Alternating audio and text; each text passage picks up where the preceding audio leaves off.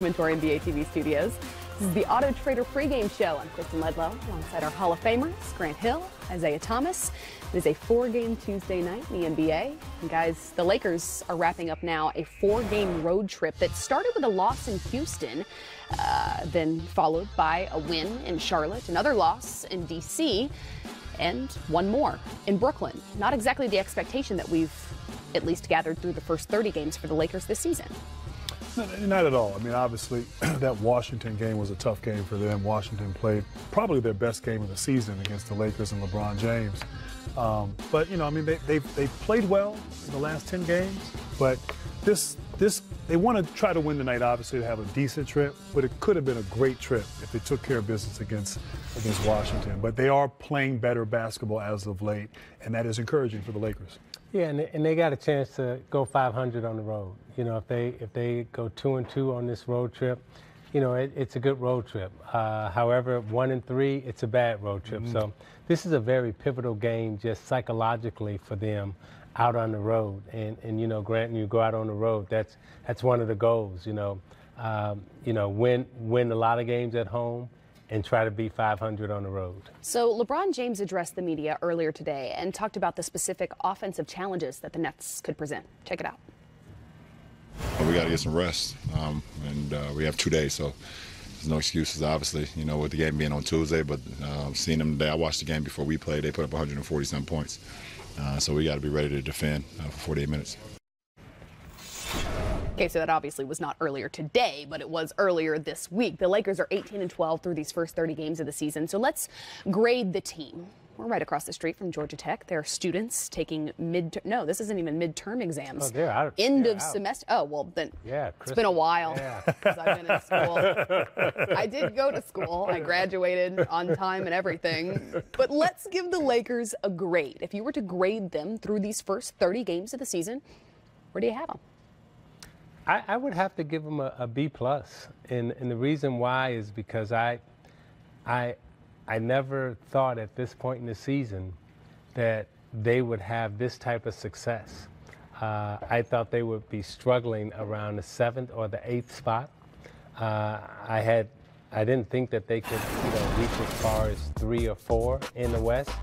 But you know, the way they're playing, the upside that they potentially have, because I do think they can get better. I think they can play better. So I would give them a B+.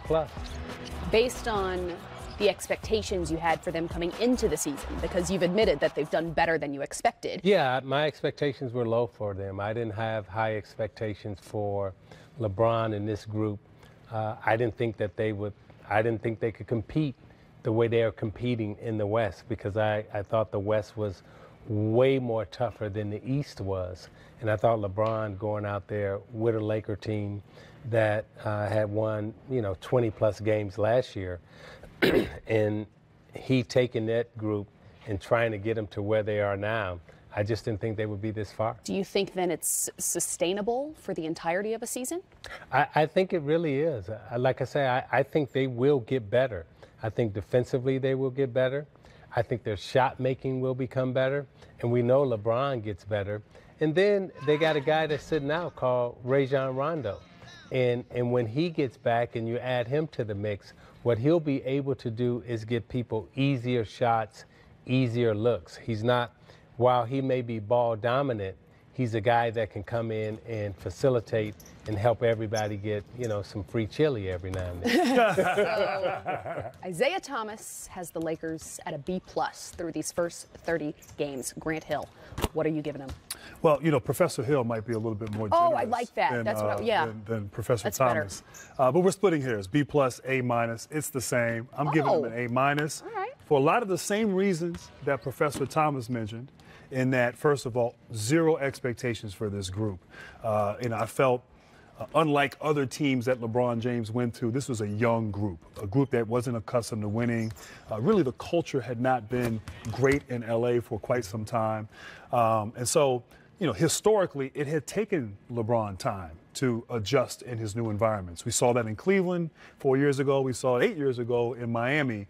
And so to see how this group, which was a younger group, adjust quickly. And then they had some adversity early on. Yeah. And the fact that this young group, led by LeBron James, was able to gather themselves, figure things out, sort of turn that corner and find that rhythm now as a team. You know, this is I wasn't sure if they would make the playoffs. Now, obviously, LeBron James in the mix, you always have a chance. But to be in this situation now, have a chance to have a good road trip, feel good about yourselves coming home, getting ready for the holidays, and you're in the 4th spot. Like, I never thought that at the start of the season. Okay, so if you two are giving the Lakers an A- and a B+ for these first 30 games of the season, it sounds like the reasoning is because of the expectations you had previous. What then do you think they need, not only to sustain through the regular season, but to be able to legitimately compete in the Western Conference when it comes playoff time? Well, I mean, I think, you know, if this team can continue on, I think the confidence, look, just to be able to survive in the Western Conference, whether it's up or down, to be a team that has home court advantage, assuming that they're in the position they're in now, you know, there's a confidence, I think, that happens from that experience. And these players, these young guys, this assembly of talent coming together with LeBron James, I think will be in a better position to have success. I think, of course, the play of LeBron will be important. And I think what's encouraging, you know, his minutes are down at an all-time high.